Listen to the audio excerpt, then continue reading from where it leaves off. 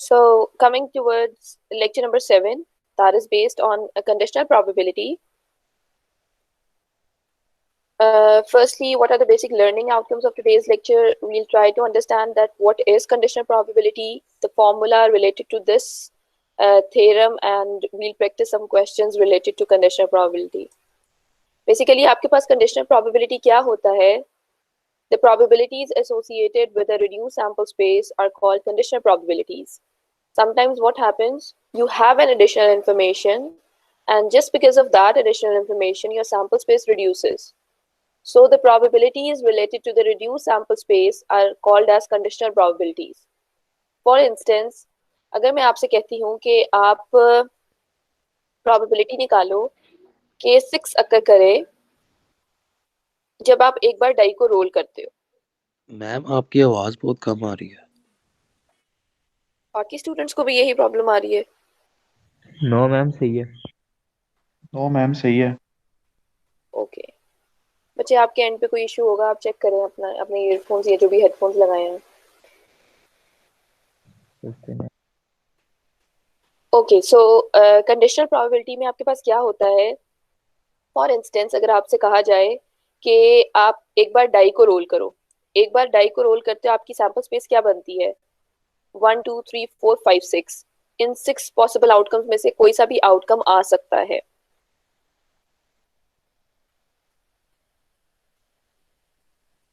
और अगर आपसे एक इवेंट कहा जा रहा है कि इवेंट ए है, उसकी प्रोबेबिलिटी निकालो कि 6 अकर करे, तो 6 के आने के क्या चांसेस होंगे? प्रोबेबिलिटी क्या होगी इस केस में?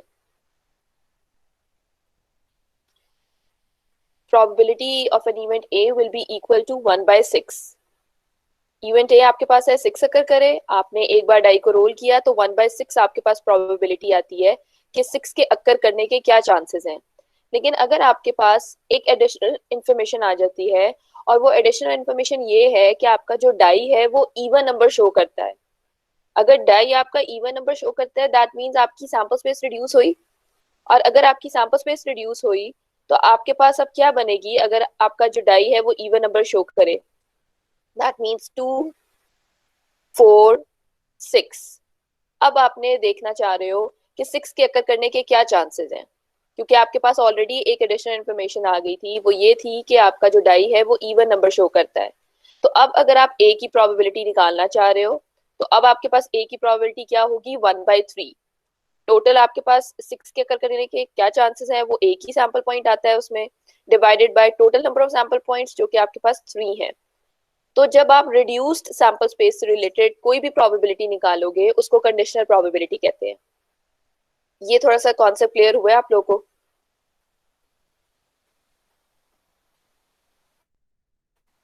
जी स्टूडेंट्स, ये वाला कॉन्सेप्ट थोड़ा क्लियर हुआ है?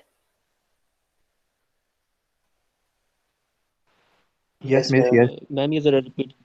मैं रिपीट कर देती हूँ। आपके पास क्या है, आप एक बार डाई को रोल करते हो, आपकी सैंपल, नो मैम जरा दोबारा रिपीट कर दें इसको। मैं रिपीट कर देती हूँ।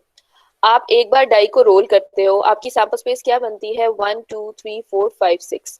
ये 6 पॉसिबल आउटकम्स हैं जब एक बार डाई को रोल किया जाता है।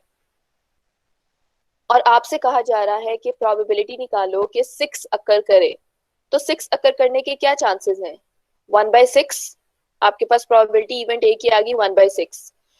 फेवरेबल आउटकम्स कितने थे? 1, क्योंकि 6 क्या है, सिर्फ एक ही आपके पास आउटकम है, तो 1 ऊपर आया और डिवाइडेड बाय टोटल पॉसिबिलिटीज जो कि 6 है, तो 1/6 probability of an event A आ गया। अब आपको मैं कह रही हूँ एक केस है जिसमें आपका ये एक एडिशनल इंफॉर्मेशन है कि आपका जो डाई है वो इवन नंबर शो करेगा। अगर आपका डाई इवन नंबर शो करेगा दैट मींस आपकी सैंपल स्पेस जो कि ये थी वो रिड्यूस हुई, वो रिड्यूस होके आपके पास ये रह गई 2, 4, 6। अब मैं आपसे कह रही हूँ कि प्रोबेबिलिटी निकालो कि आपका जो आउटकम आए वो 6 आए, तो 6 के अकर करने के क्या चांसेस है? वो 1, और divided by number of sample points in the entire sample space. वो आपके पास सैंपल स्पेस में कितने आउटकम्स हैं? वो आपके पास 3 आउटकम्स हैं। इन तीनों आउटकम्स में से आपने एक आउटकम निकालना है और वो कौन सा होगा कि 6 अकर करेगा। ठीक है मैम आगे समझ। ओके तो जब आपके पास रिड्यूस सैंपल स्पेस से रिलेटेड प्रोबेबिलिटी निकालोगे उसको हम कंडीशनल प्रोबेबिलिटी कहते हैं। कमिंग टुवर्ड्स द फॉर्मूला, आपके पास फॉर्मूले में क्या है, सपोज दो इवेंट्स हैं, एक इवेंट ए है, एक इवेंट बी है। आपके पास प्रोबेबिलिटी ए गिवन, इस स्लैश को हम गिवन बोलते हैं, ए गिवन बी किस चीज के इक्वल है, probability A intersection B divided by probability B. A given B का मतलब है एक इवेंट बी ऑलरेडी अकर हो चुका है and you need to determine the probability of an event A. Given से नीचे जो भी होगा, इस स्लैश से नीचे जो भी होगा, ये वो इवेंट होगा जो ऑलरेडी अकर हो चुका होगा, और वो ऑलरेडी इस तरह से अकर होगा कि कोई एडिशनल इंफॉर्मेशन आपके पास होगी और आप उसकी बेसिस पर इवेंट ए की प्रोबेबिलिटी निकालना चाह रहे होगे। तो आपके पास किस चीज के इक्वल होगा, प्रोबेबिलिटी ए इंटरसेक्शन बी या बी इंटरसेक्शन ए कह लो, that makes no difference, divided by जो चीज नीचे गिवन में होती है वही चीज नीचे डिनोमिनेटर में आती है। Then comes probability B given A. B given A का क्या मतलब है, इवेंट ए पहले अकर हो चुका है और आप बी की प्रोबेबिलिटी निकाल रहे हो, that is equal to probability A intersection B divided by जो चीज नीचे गिवन में होती है वही चीज नीचे डिनोमिनेटर में होती है। तो सिंपली ये दो आपके पास कंडीशनल प्रोबेबिलिटी के फॉर्मूलाज हैं, डिपेंड करता है आपके पास आप किस तरह से इवेंट्स को डिफाइन करते हो, उसके अकॉर्डिंगली ही आप फॉर्मूला यूज करोगे कि जिसकी प्रोबेबिलिटी निकालना चाहोगे वो इवेंट हमेशा ऊपर आएगा और जो ऑलरेडी आपके पास एडिशनल इंफॉर्मेशन होगी वो चीज आपके पास गिवन से नीचे आएगी। So if you have a question, a man tosses two fair dice, what is the probability that the sum of the two dice will be 7 given that the sum is odd? अब आपके पास question में ये चीज mention नहीं होगी that you need to compute the conditional probability, वो आप खुद डिटरमिन करोगे कि इस क्वेश्चन में आप कंडीशनल लगाओगे या एडिशनल लॉ लगेगा या सिंपली आपके पास क्लासिकल अप्रोच लगेगी। आपके पास जब भी क्वेश्चन में गिवन का वर्ड यूज किया गया होगा दैट मीन्स आप कंडीशनल प्रोबेबिलिटी ही लगाओगे। गिवन से पहले आपके पास क्या है, that the sum of the two dice will be 7 means आपने एक डाई को दो बार रोल किया, तो एक डाई को जब दो बार रोल करते हो आपके पास सैंपल स्पेस यही बनती है, 1 से लेकर 6 तक पॉसिबिलिटीज लिखी इस रो में और 1 से लेकर 6 तक इस कॉलम में लिख ली। तो 1,1 1,2 अप टिल सो ऑन 6,6 ये ऑल पॉसिबल आउटकम्स हैं जब आप एक डाई को ट्वाइस टाइम्स रोल करते हो। आपसे अब कहा जा रहा है what is the probability that the sum of the two dice will be 7? तो ये जो sum of the two dice will be 7 है given से पहले वाले को, इसको event A डिफाइन कर दो, ठीक है। और given के बाद आपके पास है the sum is odd, तो given के बाद ये जो A पार्ट में the sum is odd है इसको event B डिफाइन कर दो। तो सिंपली आपके पास the sum is 7 and event B the sum is odd। the sum is 7 का क्या मतलब है, दोनों आउटकम्स को जब आप ऐड करोगे उनका सम या उनका टोटल 7 आना चाहिए। तो ये देखो 1 + 6 7, 2 + 5 7, 3 + 4 7 अप टिल सो ऑन 6 + 1 7, ये आपके पास 6 पॉसिबल आउटकम्स हैं इस इवेंट ए के, जिनको जब आप ऐड करोगे दोनों आउटकम्स को वो आपके पास 7 के इक्वल आएगा, ठीक है। Then comes the sum is odd. The sum is odd means दोनों आउटकम्स को जब आप ऐड करो, ऐड करने के बाद उसका आंसर जो होगा that will be an odd number. So 1 + 1 is equal to 2, it's an even number, तो ये इसमें नहीं आता। 1 + 2 is equal to 3, it's an odd number, तो ये आपके पास आउटकम आ गया। 1 + 4 5 अप टिल सो ऑन, वो आउटकम्स आपने इन 36 सैंपल पॉइंट्स में देखने हैं जिनका जब आप सम करो उनका सम आपके पास क्या है, ऑड नंबर आए। So these are the all sample points that belongs to an event B. And now you need to determine the probability that the sum of the two die is 7 given that the sum is odd. ये चीज आपने find करनी थी। तो उसके accordingly आपके पास यही एडिशन कंडीशनल प्रोबेबिलिटी का फॉर्मूला बनता है, that is equal to probability A intersection B divided by probability of an event B। अब आपके पास प्रोबेबिलिटी A इंटरसेक्शन B क्या होता है, A इंटरसेक्शन B मींस दोनों के कॉमन पॉइंट्स। तो दोनों के कॉमन पॉइंट्स कौन से हैं, वो ये हैं। सो टोटल 6 सैंपल पॉइंट्स ऐसे हैं A एंड B के जो कि कॉमन है। Out of these 36 sample points, probability A intersection B भी किस चीज के इक्वल होती है, वो होती है number of favourable outcomes that are common in both A and B divided by number of sample points in the entire sample space. Probability की डेफिनेशन के अकॉर्डिंगली आपके पास फॉर्मूला यही बनता है, लिख के दिखा देती हूँ आपको। That means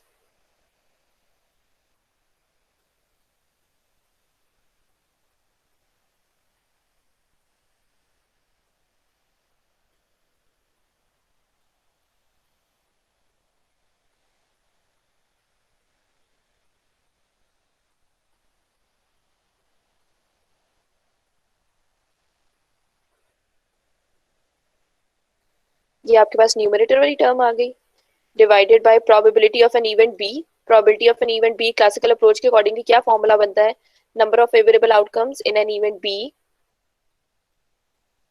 divided by number of sample points in the entire sample space. ये आपके पास प्रोबेबिलिटी की डेफिनेशन होती है। So number of favourable outcomes in an event A and B, वो जो कि कॉमन पॉइंट्स थे वो आपके पास कितने थे, वो आपके पास टोटल 6 सैंपल पॉइंट्स थे। तो ऊपर 6 आ गया, divided by number of sample points in the entire sample space, वो आपके पास कितने हैं, 36। So 6/36 is the probability of A intersection B. Furthermore divided by probability B में आपके पास क्या है, number of favourable outcomes in an event B divided by number of sample points in the entire sample space. तो आपके पास event B के sample points ये हैं, इनको काउंट करो, वो आपके पास टोटल 18 होंगे। 18 को डिवाइड कर दो total number of sample points के साथ, जो कि आपके पास कितने हैं, वो आपके पास ये सारे 36 सैंपल पॉइंट्स हैं। सो 36 के साथ कैंसिल आउट हो गया। 6/18 आपके पास प्रोबेबिलिटी आ गई ए गिवन बी की। फॉर्मूले में भी ये नंबर ऑफ सैंपल पॉइंट्स इस नंबर ऑफ सैंपल पॉइंट के साथ कैंसिल आउट हो जाता है। तो पार्ट ए में किसी को कोई problem? Yes, ma'am, I have. Yes, what's your ma'am B में प्रॉब्लम? आपने डॉटेड लाइन चूज की है। इससे क्या लाइक ए इसमें सब है या नहीं, ये कैसे पता चलेगा? क्योंकि डॉट्स पे कुछ विजिबल तो नहीं है। नहीं, मैंने सिर्फ यहाँ पे आपकी अंडरस्टैंडिंग के लिए बस बताया है।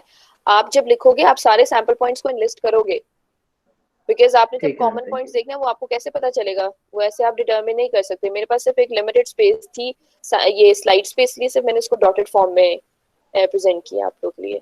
ठीक है, okay ma'am, thank you. You're welcome. Ma'am ये जो ऑड है, जो सम इज ऑड, हम्म, ये ऑड सारे वो जो आएंगे जितने भी आपके पास वो होंगे उसमें। हाँ जी, ये देखो ना, आप 1+2, 1+4, 1+6, 2+1, 2+3, 2+5, ये सारे सैंपल पॉइंट्स ऐसे हैं जिनको जब आप ऐड कर रहे हो, उनको ऐड करने के बाद जो आंसर आता है वो क्या आ रहा है, ऑड नंबर आ रहा है। तो ये सारे ठीक सैंपल है, पॉइंट्स इसमें लिखोगे आप। ठीक है ma'am.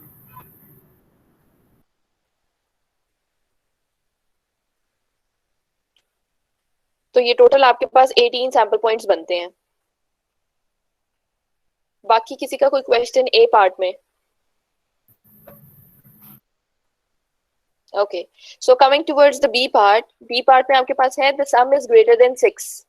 The sum is greater than 6 means कि दोनों आउटकम्स को जब आप ऐड करोगे जो उसका आंसर आएगा वो 6 से ग्रेटर होना चाहिए। तो सिंपली गिवन से पहले वाला जो आपके पास था that the sum of the two dice will be 7, इसको इवेंट ए ही डिफाइन कर लो। और गिवन के बाद अब आपके पास बी पार्ट में क्या है, the sum is greater than 6, तो इसको आप इवेंट सी डिफाइन कर लो। Simply the sum of the two die is 7, वो आपके पास यही 6 आउटकम्स बनते हैं जिनको सम अप करो तो 7 आएगा। एंड इवेंट सी आपने डिफाइन कर लिया that the sum is greater than 6। अब अपनी मर्जी से कोई भी इवेंट डिफाइन कर सकते हो, चाहे इसको इवेंट बी ही क्यों ना डिफाइन कर लो, वो it's all up to you. The sum is greater than 6 means के दोनों आउटकम्स को ऐड करो, ऐड करने के बाद आंसर 6 से ग्रेटर आना चाहिए। तो 1 + 6 7, 2 + 5 7, अप टिल सो ऑन 6 + 6 12। तो आपके पास ये सारे आउटकम्स इसमें आपने लिखने हैं जिनको जब आप सम अप करो उनका आंसर 6 से ग्रेटर है। और आपने क्या फाइंड करना था, आपने प्रोबेबिलिटी फाइंड आउट करनी थी that the sum of the two die is 7 given that the sum is greater than 6। इस चीज की प्रोबेबिलिटी निकालनी थी, तो ये किस चीज के इक्वल होगा, प्रोबेबिलिटी ए इंटरसेक्शन सी या सी इंटरसेक्शन ए कह लो, डिवाइडेड बाय जो चीज नीचे गिवन में होती है वही चीज नीचे डिनोमिनेटर में आती है फॉर्मूले में। तो प्रोबेबिलिटी ए इंटरसेक्शन सी क्या होता है, ए एंड सी के जो कॉमन पॉइंट्स हैं वो आपने इसमें लिस्ट करने हैं। तो उनको काउंट कर लो, टोटल 6 सैंपल पॉइंट्स ऐसे आएंगे जो कि ए एंड सी में कॉमन है। तो 6 divided by total number of sample points जो कि कितने हैं आपके पास, 36 सैंपल पॉइंट्स हैं। तो 6/36 is the probability of A intersection C divided by probability of an event C. Event C के कितने टोटल सैंपल पॉइंट्स हैं आपके पास, वो आपके पास काउंट करोगे टोटल 21 सैंपल पॉइंट्स आएंगे। So 21 divided by total number of sample points जो कि कितने हैं, 36।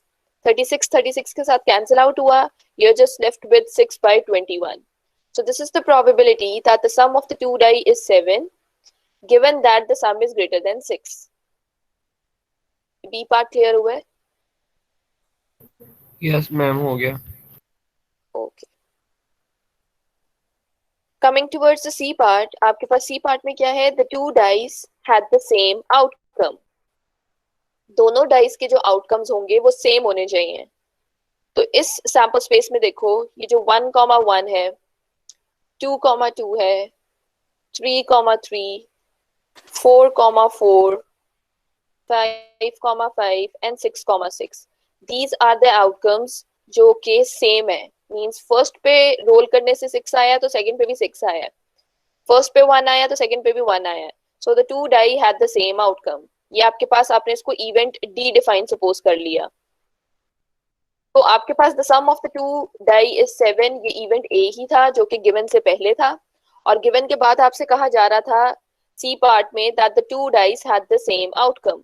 The two dice had the same outcome, इसमें आपके पास ये 6 सैंपल पॉइंट्स आते हैं। So now you need to determine the probability that the sum of the two die is 7 given that the two die had the same outcome. तो उसी के accordingly probability A intersection D को divide कर दो probability of an event D के साथ। तो जब A इंटरसेक्शन D निकालोगे, A इंटरसेक्शन D में आपके पास कोई भी सैंपल पॉइंट कॉमन नहीं आ रहा। अगर कोई भी सैंपल पॉइंट कॉमन नहीं आ रहा, दैट मीन्स उस चीज की प्रोबेबिलिटी क्या हो गई? 0। तो 0 डिवाइडेड बाय प्रोबेबिलिटी डी, वो तो ऑब्वियसली बात है आपके पास प्रोबेबिलिटी ए गिवन डी जो आएगा वो 0 ही आएगा, बिकॉज दोनों में कुछ भी कॉमन नहीं है। और अगर दोनों में कुछ भी कॉमन नहीं है तो इस चीज का क्या मतलब होता है कि दोनों इवेंट्स क्या हैं? जी क्लास, अगर दोनों इवेंट्स में कुछ कॉमन नहीं आता, इस चीज का क्या मतलब होता है? मैम म्यूचुअली एक्सक्लूसिव है। म्यूचुअली एक्सक्लूसिव है।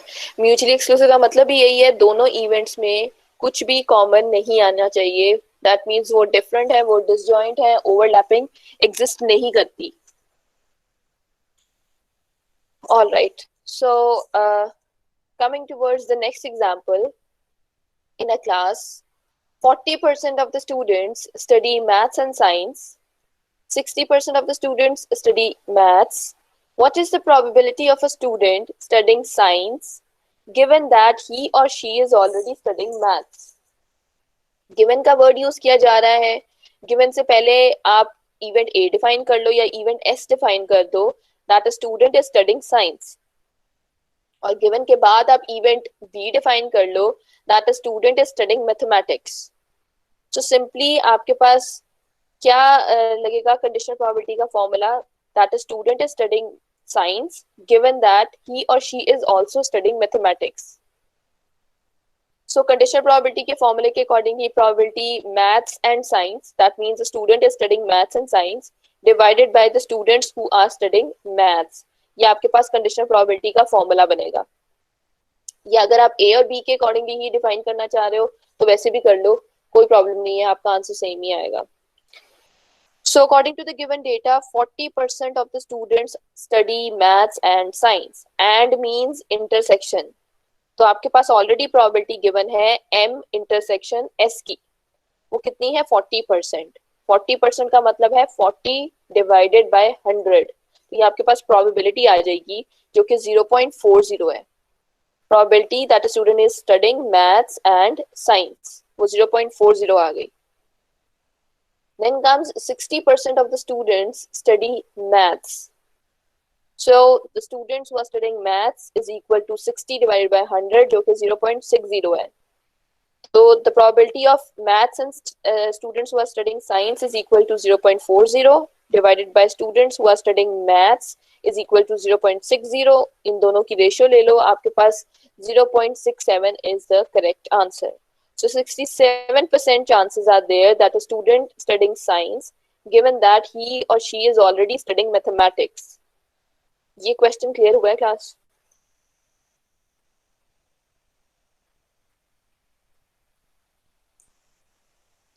यस मैम, हो गया। मैम आपने इंटरसेक्शन किस तरह लिया है? आपके पास एंड का वर्ड यूज किया गया है। एंड मींस इंटरसेक्शन, और का मतलब होता है यूनियन, एंड का मतलब होता है इंटरसेक्शन। ठीक है, वो तो ठीक है मैम। इसके बाद आपने वो मतलब मैं पूछ रहा हूँ किस तरह कॉमन लिया है इसमें से? देखो आपके पास ऑलरेडी गिवन है 40% of the students study maths and science, means वो मैथ्स भी पढ़ रहे हैं एंड वो साइंस भी पढ़ रहे हैं। तो वो कितने परसेंट है? वो 40% स्टूडेंट्स है आउट ऑफ 40% का मतलब है कि 100 स्टूडेंट्स में से 40 स्टूडेंट्स जो है वो मैथ्स एंड साइंस दोनों पढ़ रहे हैं। और हमारे पास दो ही इवेंट्स थे, एक इवेंट था कि जो स्टूडेंट्स मैथ्स पढ़ रहे हैं और एक इवेंट था जो कि साइंस पढ़ रहे हैं। तो मैथ्स एंड साइंस के कॉमन कितने आ गए? वो 40 स्टूडेंट्स आ गए। तो 40/100 हमारे पास प्रोबेबिलिटी आ गई मैथ्स इंटरसेक्शन साइंस की।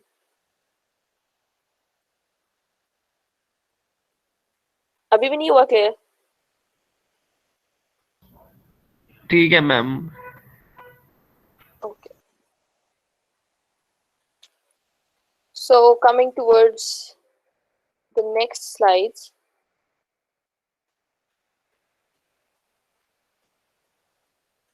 Okay. So multiplication rule. Now what is multiplication rule? We'll try to understand the formula, that how it has been derived by using your conditional probability formula and the examples related to this concept. Conditional probability और formula और उससे related examples हम लोग अभी discuss कर चुके हैं। अब आपके पास हमारे पास कंडीशनल प्रोबेबिलिटी में फॉर्मूला ये थे, ये दो फॉर्मूलाज थे, ठीक है, जिसमें प्रोबेबिलिटी ए गिवन बी किस चीज के इक्वल था? Probability A intersection B divided by probability B के। जबकि प्रोबेबिलिटी बी गिवन ए किस चीज के इक्वल था? Probability A intersection B divided by probability of an event A. Multiplication rule के अकॉर्डिंगली जब एक चीज आपके पास दूसरी जगह डिवाइड हो रही हो, हम उसको दूसरी तरफ जाके मल्टीप्लाई कर सकते हैं। लाइक अगर आपके पास यहाँ probability of an event B divide हो रहा है तो हम उसको दूसरी तरफ ले जाके मल्टीप्लाई कर सकते हैं। और अगर मल्टीप्लाई करोगे तो आपके पास रूल क्या बन जाएगा? Probability A given B multiply by probability of an event B, और वो किस चीज के इक्वल आ जाएगा? प्रोबेबिलिटी ए इंटरसेक्शन बी के। लाइकवाइज अगर यहाँ पर probability of an event A है डिनोमिनेटर में, मल्टीप्लिकेशन रूल के अकॉर्डिंगली इसको दूसरी तरफ ले जाके मल्टीप्लाई कर दो, ठीक है, you'll get probability A intersection B just like this कि probability B given A के साथ probability of an event A को multiply किया तो आपके पास probability A intersection B है। अब A intersection B का क्या मतलब है कि क्वेश्चन में अगर आपके पास and का वर्ड यूज किया गया हो और साथ में कोई कंडीशंस गिवन हो तब हम ये मल्टीप्लिकेशन रूल लगाते हैं, ठीक है। अब दोनों में से कौन सा रूल लगाओगे वो फिर वही बात है, डिपेंड करता है सिचुएशन में, क्योंकि आपके पास ये जो साइड है ये आपके पास जो लेफ्ट हैंड साइड है वो सेम है, डिफरेंस आपके पास इस राइट हैंड साइड पे है कि प्रोबेबिलिटी ए गिवन बी और probability B given A given B का मतलब है इवेंट बी पहले अकर हो चुका है और आप ए की प्रोबेबिलिटी निकाल रहे हो। बी गिवन ए का मतलब है इवेंट ए पहले अकर हो चुका है और आप बी की प्रोबेबिलिटी निकाल रहे हो। So there is a difference between both of these rules and you have to determine it by yourself कि आप ये वाला रूल लगाओगे या ये वाला रूल लगाओगे। and it depends upon the situation कि किस तरह आप इवेंट्स को डिफाइन करते हो और कौन सा इवेंट पहले अकर हो सकता है और कौन सा बाद में अकर होगा। ये चीज हमें क्वेश्चन को देखते हुए समझने की जरूरत है, उसके बाद हम रूल लगाते हैं। एग्जाम्पल देख लो, एग्जाम्पल से क्लियर हो जाएगा आप लोग को। अ box contains 15 items, 4 of which are defective and 11 are good. 2 items are to be selected. What is the probability that the first is good and second is defective? अब इस question में देखो and का वर्ड यूज किया जा रहा है और and के साथ कंडीशंस भी हैं। कंडीशंस क्या हैं कि अगर एक बॉक्स में 15 आइटम्स हैं जिसमें से आपने ये 2 आइटम्स चूज करनी है, वो 2 आइटम्स आपने कैसे सिलेक्ट करनी है? that the first is good, पहले पे लाजमी गुड आइटम ही सिलेक्ट होगी एंड सेकंड इज डिफेक्टिव, और सेकंड पर डिफेक्टिव ही होगी। अगर आपसे इस क्वेश्चन में कहा जाता what is the probability that it is good and defective, that means आपने दो ही आइटम्स चूज करनी थी 15 आइटम्स में से और आपने प्रोबेबिलिटी निकालनी थी कि एक गुड हो एंड एक डिफेक्टिव हो। तो आपने ये क्वेश्चन सिंपली वैसे ही करना था जिस तरह हम पहले क्वेश्चन सॉल्व कर रहे थे। टोटल आपके पास लाइक 15 आइटम्स हैं, 15 में से आपने 2 आइटम्स चूज करनी थी, एक आपके पास डिफेक्टिव आइटम्स की कैटेगरी आई, एक आपके पास गुड कैटेगरी आ गई। डिफेक्टिव आपके पास कितने थे? 4 of which are defective and 11 are good. 4 defective and 11 good. जब दो आइटम्स आपने चूज करनी है और आपसे क्वेश्चन में कहा जा रहा है what is the probability that it is good and defective, that means एक गुड एंड एक डिफेक्टिव। तो प्रोबेबिलिटी आपके पास आनी थी 4C1 multiply by 11C1 divided by 15C2। आपके पास सिंपली यही आना था। आपके पास क्योंकि रिस्ट्रिक्शंस नहीं थी कि पहले पे लाजमी डिफेक्टिव और दूसरे पे लाजमी गुड आना चाहिए, या पहले पे गुड या दूसरे पे डिफेक्टिव आना चाहिए, इस तरह की रिस्ट्रिक्शन नहीं थी। तो उस क्वेश्चन में हमने सिंपली इसको इस तरह ही करना था। लेकिन अब यहाँ पर देखो आपके पास कंडीशंस गिवन है कि फर्स्ट पर लाजमी गुड आएगा एंड सेकंड पे डिफेक्टिव। तो एंड से पहले वाले को इवेंट ए डिफाइन कर लो और एंड के बाद वाले को इवेंट बी डिफाइन कर लो, ठीक है। So simply if the first item is good, that is defined as an event A, and event B is defined as that the second item is defective. तो आपने probability निकालनी थी A intersection B की, that the first item is good and second is defective. इस चीज की probability आप निकालना चाह रहे हो। तो अब आपके पास क्वेश्चन यहाँ पे आता है कि आप ये वाला रूल लगाओगे या ये रूल लगाओगे। ये तो हमें पता चल गया कि हमने ये चीज निकालनी है, लेकिन ये वाली चीज कैसे आएगी या ये वाली चीज कैसे आएगी ये चीज नहीं पता, ये जो राइट हैंड साइड वाली है। तो हम यहाँ पर देखो first item is good and second item is defective, means given में आपके पास गिवन से नीचे इवेंट ए आएगा कि इवेंट बी आएगा। तो इट्स क्वाइट ऑब्वियस कि सेकंड की बारी कब आएगी, जब फर्स्ट आइटम ऑलरेडी सिलेक्ट हो चुका होगा। मींस फर्स्ट पे सिलेक्शन होगी देन ही सेकंड की बारी आएगी ना। तो जब फर्स्ट वाला इवेंट ऑलरेडी अकर हो चुका है, तो जो इवेंट पहले ऑलरेडी अकर हो चुका होता है उसको हम हमेशा गिवन से नीचे नहीं लिखते। दैट मींस इवेंट ए जो कि फर्स्ट आइटम की सिलेक्शन पहले होगी देन ही सेकंड आइटम आ सकता है। ऐसे तो नहीं ना हो सकता कि पहले आप इवेंट बी को कह दो कि सेकंड आइटम आपने पहले चूज की है और फिर आपने फर्स्ट आइटम चूज किया है। फर्स्ट की बारी फर्स्ट पे आती है, सेकंड की बारी सेकंड पे आती है। तो फर्स्ट वाला जो सिलेक्शन है वो आपके पास पहले आएगा और जो पहले आती है वो चीज गिवन से नीचे आती है, एंड देन सेकंड की बारी आती है जो कि इवेंट बी है, जो कि सेकंड आइटम इज डिफेक्टिव वाली चीज है। और जो चीज नीचे गिवन में होती है वही चीज एज अ मल्टीपल उसके साथ आती है। तो ये यहाँ तक किसी को कोई प्रॉब्लम क्या हमने ये वाला मल्टीप्लिकेशन रूल क्यों यूज किया है?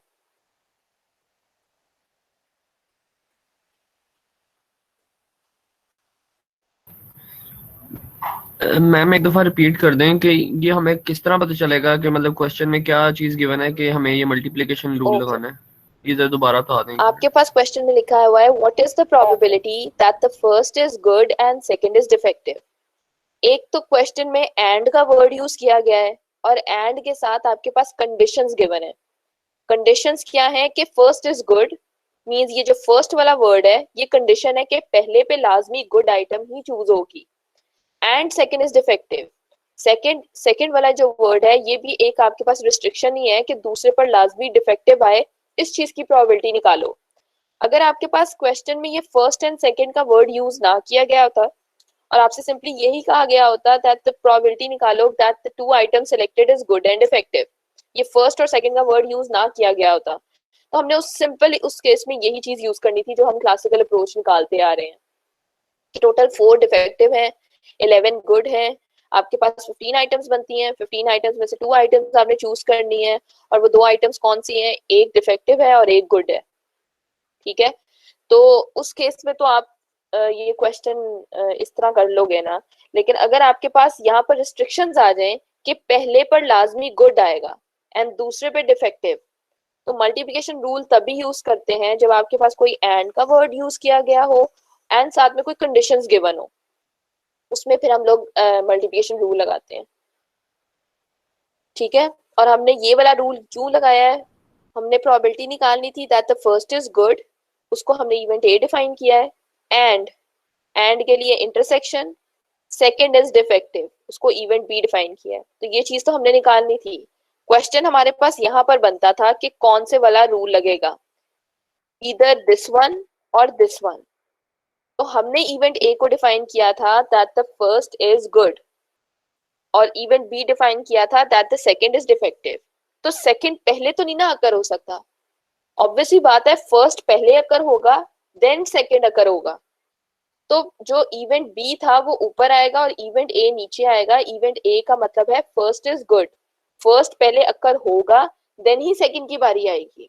अगर फर्स्ट ऑलरेडी अकर हो चुका है दैट मींस उसको इवेंट ए डिफाइन किया था तो वो यहाँ पे आना चाहिए था। और अब आप बी की निकाल रहे हो that the second is defective, तो हमने ये सेकंड रूल लगाया है यहाँ पे, ये वाला, ठीक है।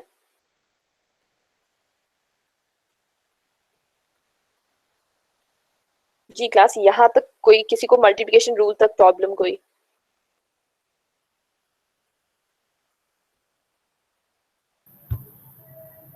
No ma'am. No ma'am. Okay. Probability of an event A. Now, what is probability of an event A? Number of favorable outcomes in an event A divided by number of sample points in the entire sample space. पहले इस चीज की probability निकाल लेते हैं. Total number of sample points आपके पास कितने हैं? Total आपके पास 15 items ही हैं. उन 15 items में से आपने A की probability निकालनी है. A आपके पास क्या है? That the first item is good. First item is good का मतलब है पहली item जो आप choose करोगे that must be in that must belong to the good category. तो good category में आपके पास कितने items थी? वो आपके पास 11 थी. Means 11 favorable outcomes हैं event A के जो कि good items हैं. तो 11/15 is the probability of an event A. Then comes probability B given A.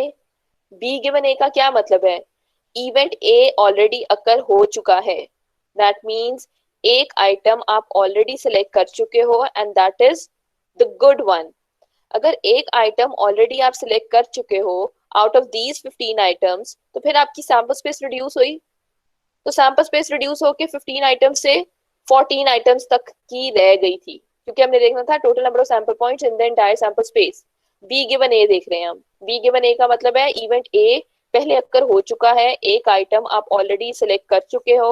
अगर एक आइटम ऑलरेडी सिलेक्ट हो चुका है तो 15 में से आपके पास पीछे 14 आइटम्स रह गई हैं. अब उन 14 आइटम्स में से आपने प्रोबेबिलिटी निकालनी है कि जो अब आपने आइटम निकालनी है वो इवेंट बी है, that the second item is defective. और डिफेक्टिव आपके पास कितनी थी? 4. जबकि पहली आइटम जो चूज हुई थी इन 15 आइटम्स में से वो क्या थी? वो ए थी. और ए क्या थी? गुड. इट मींस जो पहली सिलेक्शन थी वो गुड की कैटेगरी में से गई है. अभी भी बॉक्स में आपके पास सारी की सारी डिफेक्टिव आइटम्स हैं. और डिफेक्टिव आइटम्स कितनी थी? वो आपके पास 4 थी. सो 4/14 is the probability of B given A. तो इन दोनों प्रोबेबिलिटीज को मल्टीप्लाई करो, you will get the answer 44 divided by 210. So any problem in this question?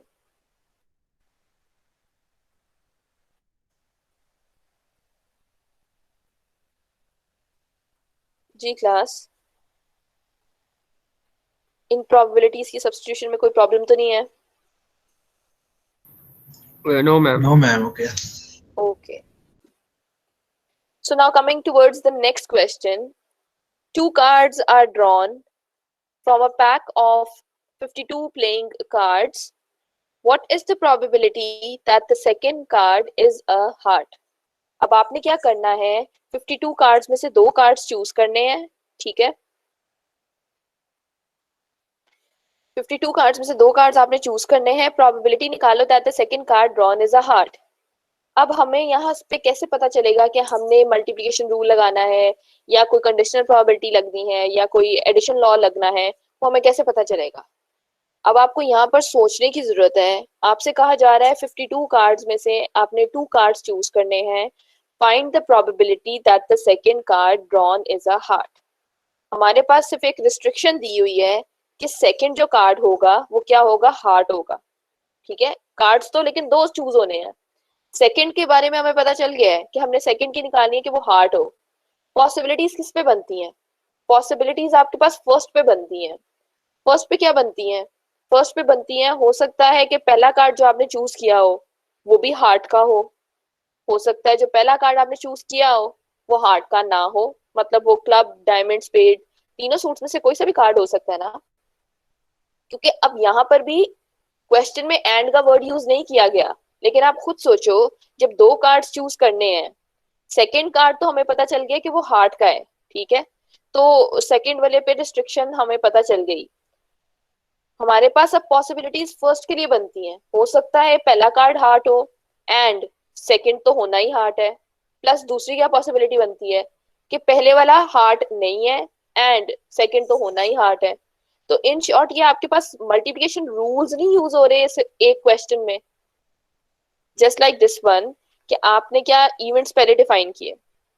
Events किस तरह से डिफाइन किए कि H1 आपने डिफाइन किया that the first card is a heart, कि पहला कार्ड भी आपका हार्ट का हो, और H2 आपने डिफाइन किया that the second card is a heart. इस चीज की तो प्रोबेबिलिटी हमने निकालनी है ना कि सेकंड कार्ड जो आप चूज करोगे वो हार्ट का हो। पॉसिबिलिटीज आपके पास फर्स्ट के लिए बन रही थी, हो सकता है फर्स्ट आपके पास हार्ट का हो सकता है कि फर्स्ट जो है वो हार्ट का ना हो, that means it is not a heart, उसको आपने इवेंट एन डिफाइन कर दिया। आपने प्रोबेबिलिटी निकालनी है that the second card is a heart. Possibilities क्या बनती हैं कि पहली पॉसिबिलिटी है that the first card is a heart and second is also a heart, एक पॉसिबिलिटी ये बनी। प्लस दूसरी क्या पॉसिबिलिटी है, first is not a heart and second is also a heart. तो ये दो पॉसिबिलिटीज बन रही हैं। तो इन शॉर्ट आपके पास ये दो मल्टीप्लिकेशन रूल्स यूज हो रहे हैं इस एक क्वेश्चन में। यहां तक समझ आई है? Yes ma'am. मैम ये दोबारा बता दें जरा, ये ओके, कैसे है? हम आपके पास एक जगह इम्प्लीमेंट करना मुश्किल हो रहा था, अब ये दो दो भी आ गए। तो क्वेश्चन में 3 3 4 4 भी आएंगे अभी, वो आपको खुद पॉसिबिलिटीज सोचनी पड़ेंगी। यहाँ पर देखो क्वेश्चन में आपसे सिंपली कहा जा रहा था that the second card drawn is a heart. हमें सिर्फ सेकंड कार्ड की पॉसिबिलिटी, सेकंड कार्ड पर फोकस किया गया था, और वो हमारे पास कंडीशन है कि वो तो होगा ही हार्ट आपके पास। ठीक है, ये रिस्ट्रिक्शन है कि सेकंड पर लाजमी हार्ट होगा। पॉसिबिलिटीज अब कहाँ बनती हैं, पॉसिबिलिटीज आपके पास फर्स्ट पे बन रही हैं। हो सकता है जो पहला कार्ड आप चूज करो वो भी हार्ट का हो सकता है पहला कार्ड जो आप चूज करो वो हार्ट का ना हो, वो आपके पास क्लब का भी हो सकता है, डायमंड का भी हो सकता है, स्पेड का भी हो सकता है। आपने किस तरह इवेंट्स डिफाइन किए, आपने H1 डिफाइन किया। H1 आपने डिफाइन किया that the first card is a heart.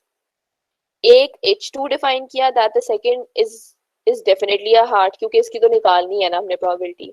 Possibilities बनती थी कि पहला भी हो सकता है हार्ट हो, और हो सकता है पहला हार्ट ना हो। तो नॉट अ हार्ट के लिए हमने एन की नोटेशन यूज कर ली, या आप जिस तरह मर्जी इसको H1 का कॉम्प्लीमेंट वैसे देकर इवेंट डिफाइन कर लो, इट्स अप टू यू। आपने प्रोबेबिलिटी निकालनी थी that the second card drawn is a heart. इसकी पॉसिबिलिटीज अब हमें देखने की जरूरत है कि बनती क्या है। तो एक पॉसिबिलिटी बनती है that the first card is a heart and second is also a heart. इस तरह आपके पास दो कार्ड्स सिलेक्ट हो सकते हैं जब आपने 52 कार्ड्स में से 2 कार्ड्स चूज करने हैं। प्लस दूसरी क्या पॉसिबिलिटी है, first is not a heart and second is a heart. Second पे तो H2 ही आएगा क्योंकि हमने सेकंड इज अ हार्ट की प्रोबेबिलिटी निकालनी है। पॉसिबिलिटीज हमारे पास फर्स्ट के लिए बनती थी, हो सकता है पहला वाला हार्ट हो सकता है पहले वाला हार्ट ना हो। तो आपके पास इन शॉर्ट दो मल्टीप्लिकेशन रूल्स यहाँ यूज होंगे। ठीक है, that the first card is a heart and second is also a heart. Plus दूसरी क्या पॉसिबिलिटी है, first is not a heart and second is definitely a heart. अब ये दो मल्टीप्लिकेशन रूल्स जो हैं उसको अब आपको किस तरह पता चलेगा कि गिवन से ऊपर क्या चीज आएगी और गिवन से नीचे क्या चीज आएगी। तो सिंपली देखो, जिस चीज की प्रोबेबिलिटी हम निकाल रहे होते हैं वो चीज हमेशा गिवन से ऊपर आती है। हम किस चीज की प्रोबेबिलिटी निकाल रहे हैं, हम H2 की प्रोबेबिलिटी निकाल रहे हैं, और H2 ऊपर ही आएगा। एंड इट्स क्वाइट ऑब्वियस क्योंकि सेकंड कार्ड बाद में ही आएगा, पहले तो आपके पास फर्स्ट वाला कार्ड आएगा ना। फर्स्ट कार्ड पहले अगर होगा देन ही सेकंड कार्ड आ सकता है ना। तो जो कार्ड पहले अगर हो चुका होता है हम उसको हमेशा गिवन से नीचे लिखते हैं। तो first card is a heart, वो हम आपके पास गिवन से नीचे आएगा, और आप H2 की प्रोबेबिलिटी निकाल रहे हो, और जो चीज नीचे गिवन में होती है वही चीज एज अ मल्टीपल उसके साथ आती है। That means probability of an H1 plus probability n intersection H2। n intersection H2 का मतलब है that first card is not a heart and second is a heart. First is not a heart means वो club diamond spades तीनों स्पूट्स में से कोई सा भी कार्ड हो सकता है। तो फर्स्ट कार्ड जो कि हार्ट नहीं है वो पहले अगर होगा देन ही H2 की बारी आएगी ना। तो जो इवेंट पहले अगर हो चुका होता है उसको हमेशा नीचे गिवन में लिखते हैं, और जिस चीज की प्रोबेबिलिटी आप फाइंड आउट कर रहे होते हो वो चीज हमेशा गिवन से ऊपर आती है। दैट मींस आप सेकंड कार्ड की प्रोबेबिलिटी निकाल रहे हो, और ये कंडीशन में था कि पहला कार्ड अगर हो चुका है और वो हार्ट का नहीं है। जो चीज नीचे गिवन में होती है वही चीज एज अ मल्टीपल उसके साथ आती है। यहाँ तक कोई प्रॉब्लम, इस मल्टीप्लिकेशन रूल को किस तरह लिखा गया है, किसी को कोई इशू?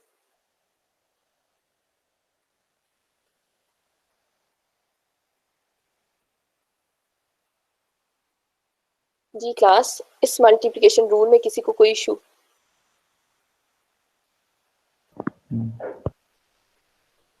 नो मैम, ओके समझ आ गया। All right,